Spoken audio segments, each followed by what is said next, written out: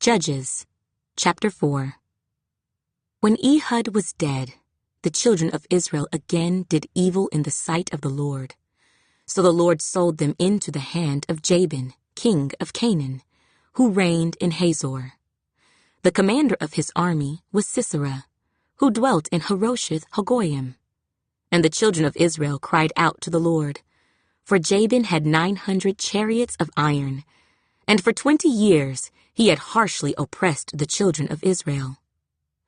Now Deborah, a prophetess, the wife of Lapidoth, was judging Israel at that time.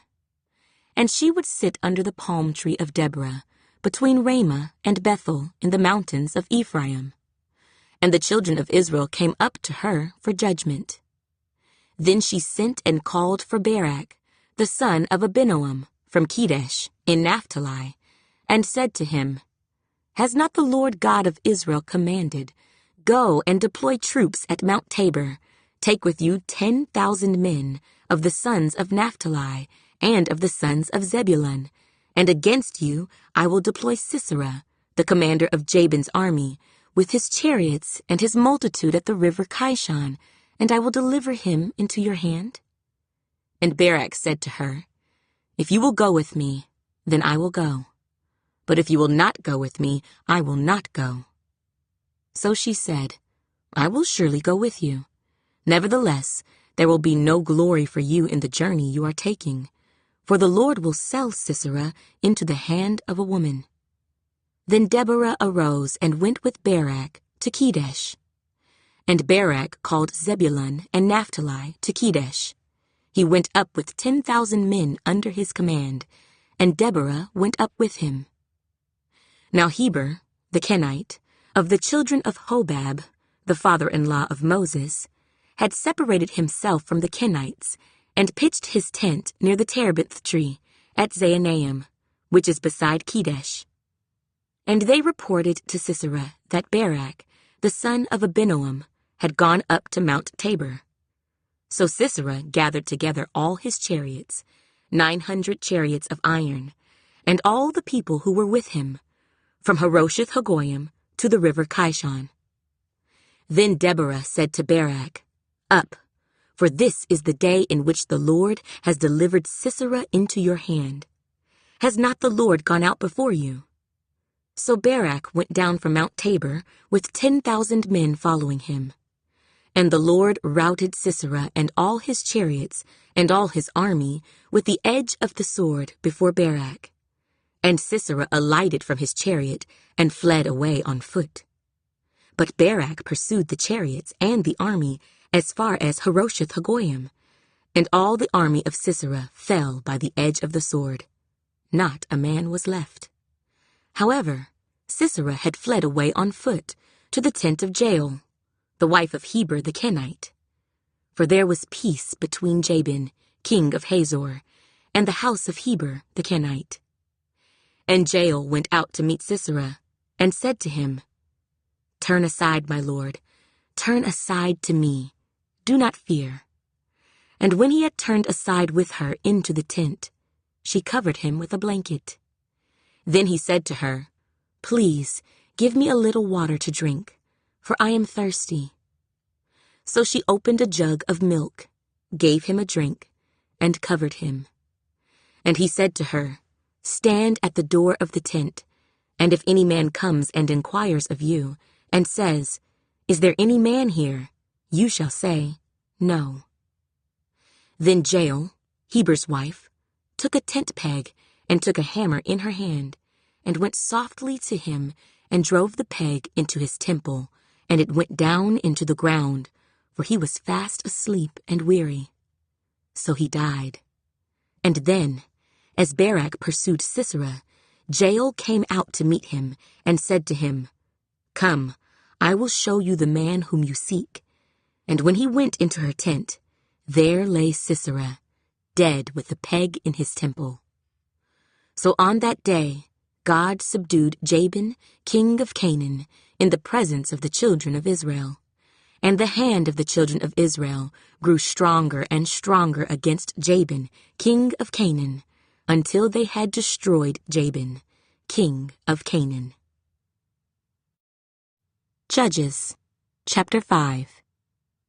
Then Deborah and Barak, the son of Abinoam, sang on that day, saying, When leaders lead in Israel, when the people willingly offer themselves, bless the Lord. Hear, O kings, give ear, O princes. I, even I, will sing to the Lord. I will sing praise to the Lord God of Israel. Lord, when you went out from Seir, when you marched from the field of Edom, the earth trembled and the heavens poured. The clouds also poured water. The mountains gushed before the Lord, this Sinai, before the Lord God of Israel. In the days of Shamgar, son of Anath, in the days of Jael, the highways were deserted, and the travelers walked along the byways. Village life ceased. It ceased in Israel, until I, Deborah, arose a mother in Israel. They chose new gods. Then there was war in the gates. Not a shield or spear was seen among 40,000 in Israel. My heart is with the rulers of Israel, who offered themselves willingly with the people. Bless the Lord. Speak, you who ride on white donkeys, who sit in judges' attire, and who walk along the road, far from the noise of the archers, among the watering places. There they shall recount the righteous acts of the Lord, the righteous acts for his villagers in Israel. Then the people of the Lord shall go down to the gates. Awake, awake, Deborah, awake, awake, sing a song. Arise, Barak, and lead your captives away, O son of Abinoam. Then the survivors came down, the people against the nobles. The Lord came down for me against the mighty.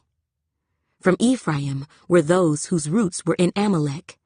After you, Benjamin, with your peoples, from Machir rulers came down, and from Zebulun those who bear the recruiter's staff. And the princes of Issachar were with Deborah. As Issachar, so was Barak sent into the valley under his command. Among the divisions of Reuben there were great resolves of heart. Why did you sit among the sheepfolds to hear the pipings for the flocks? The divisions of Reuben have great searchings of heart. Gilead stayed beyond the Jordan. And why did Dan remain on ships? Asher continued at the seashore and stayed by his inlets. Zebulun is a people who jeopardized their lives to the point of death. Naphtali also, on the heights of the battlefield. The kings came and fought. Then the kings of Canaan fought in Taanach by the waters of Megiddo. They took no spoils of silver. They fought from the heavens. The stars from their courses fought against Sisera. The torrent of Kishon swept them away, that ancient torrent, the torrent of Kishon. O my soul, march on in strength. Then the horse's hooves pounded, the galloping of his steeds. Curse Meroz, said the angel of the Lord. Curse its inhabitants bitterly, because they did not come to the help of the Lord, to the help of the Lord against the mighty. Most blessed among women is Jael, the wife of Heber the Kenite. Blessed is she among women in tents. He asked for water. She gave milk. She brought out cream in a lordly bowl. She stretched her hand to the tent peg, her right hand to the workman's hammer. She pounded Sisera. She pierced his head. She split and struck through his temple. At her feet he sank. He fell. He lay still. At her feet he sank. He fell. Where he sank, there he fell dead. The mother of Sisera looked through the window and cried out through the lattice, Why is his chariot so long in coming? Why tarries the clatter of his chariots? Her wisest ladies answered her. Yes, she answered herself. Are they not finding and dividing the spoil? To every man a girl or two. For Sisera, plunder of dyed garments, plunder of garments embroidered and dyed, 2 pieces of dyed embroidery for the neck of the looter. Thus Let all your enemies perish, O Lord. But let those who love him be like the sun when it comes out in full strength. So the land had rest for 40 years. Psalm 74. A contemplation of Asaph. O God, why have you cast us off forever? Why does your anger smoke against the sheep of your pasture? Remember your congregation, which you have purchased of old, the tribe of your inheritance, which you have redeemed, this Mount Zion where you have dwelt. Lift up your feet to the perpetual desolations. The enemy has damaged everything in the sanctuary. Your enemies roar in the midst of your meeting place. They set up their banners for signs. They seem like men who lift up axes among the thick trees. And now they break down its carved work, all at once, with axes and hammers. They have set fire to your sanctuary. They have defiled the dwelling place of your name to the ground. They said in their hearts, "Let us destroy them altogether." They have burned up all the meeting places of God in the land. We do not see our signs. There is no longer any prophet, nor is there any among us who knows how long. O God, how long will the adversary reproach? Will the enemy blaspheme your name forever? Why do you withdraw your hand, even your right hand? Take it out of your bosom and destroy them. For God is my king from of old, working salvation in the midst of the earth. You divided the sea by your strength. You broke the heads of the sea serpents in the waters. You broke the heads of Leviathan in pieces and gave him as food to the people inhabiting the wilderness. You broke open the fountain and the flood. You dried up mighty rivers. The day is yours. The night also is yours. You have prepared the light and the sun. You have set all the borders of the earth. You have made summer and winter. Remember this, that the enemy has reproached, O Lord, and that a foolish people has blasphemed your name. Oh, do not deliver the life of your turtle dove to the wild beast. Do not forget the life of your poor forever. Have respect to the covenant, for the dark places of the earth are full of the haunts of cruelty. Oh, do not let the oppressed return ashamed. Let the poor and needy praise your name. Arise, O God, plead your own cause. Remember how the foolish man reproaches you daily. Do not forget the voice of your enemies.